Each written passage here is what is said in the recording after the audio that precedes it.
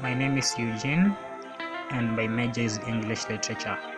I started learning Mandarin Chinese because I wanted a new experience in a new world. I had interacted with people of other races before and thought it was wise to learn a foreign language that could broaden my perspective as a literature student. Mandarin Chinese was my first option. I knew from projects such as the Thika Superhighway that China and Kenya have good relations. I thought that the adventure was worth undertaking.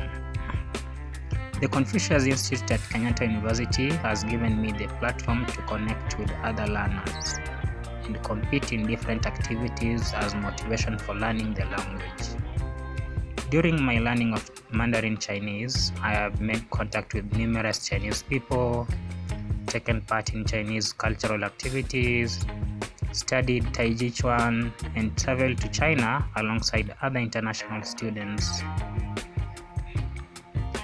Before learning Mandarin Chinese, I did not have a close connection with Chinese people. However, after deciding to learn, I connected with numerous Chinese people in Kenya and China. Contact with Chinese people has positively impacted my personality during my learning of the language. I have been challenged in many ways and continue being challenged as a student. I have made many Chinese friends and connect with them to learn from each other. For me, globalization means that different races come together to work towards making a better world for all mankind.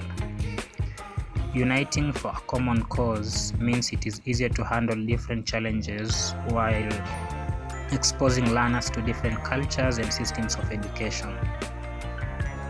Taking part in Chinese cultural activities is one of the interesting highlights of my journey. I have been part of Chinese activities in Kenya and China. I was eager to learn Taiji and some dance moves, which enabled me to perform alongside other students in various occasions.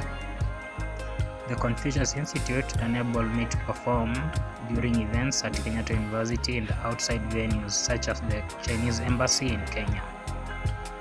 Some of the celebrations include the Spring Festival and Mid-Autumn Festival.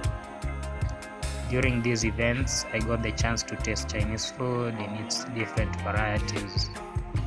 Additionally, when I was in China, I enjoyed the hot pot, Beijing duck, dumplings, and many other dishes. During my stay, I enjoyed Peking opera and learned Chinese calligraphy and painting. I also tested different types of Chinese tea and performed alongside other international students at the Beijing Language and Culture University. One performance was that of a famous Chinese song, Mo Li Hua. I have learned and continue to learn the art of Taiji Chuan. When I joined Kenyatta University, a friend showed me the Confucius Institute, where I met other students with the same interest. I was part of the martial arts team and developed an interest in Taiji Chuan. The Taiji teacher was understanding and friendly. He spoke to us in both Chinese and English languages. This was helpful because it gave us confidence in meeting and interacting with other Chinese teachers.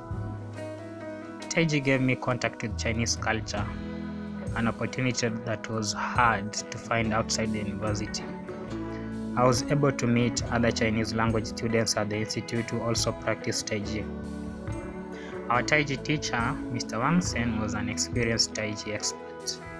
He trained us and gave us exposure through performances outside and inside the university.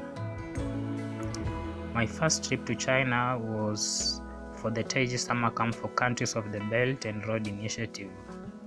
I met Taiji practitioners from all over the world. My Taiji teacher helped me secure the chance to China. He helped me to apply for a spot by showcasing my videos and profile as a student. In China, the whole group was one and took part in activities together. We became good friends who interacted in many ways. Mandarin Chinese was the means of communication on most occasions. Together, we took part in Chinese cultural activities. We played together, ate Chinese food, and lived in the same hotel. Most of these international students came from other Confucius Institutes around the world. The memories we had are the best highlights as a student. Now we keep connecting and sharing about our motherlands. In conclusion, Mandarin Chinese has broadened my perspective and view of the world during this age. My decision to learn it is the reason I got a passport and a visa to explore the world. It is one of the widely spoken languages of the world, with more than 1 billion speakers.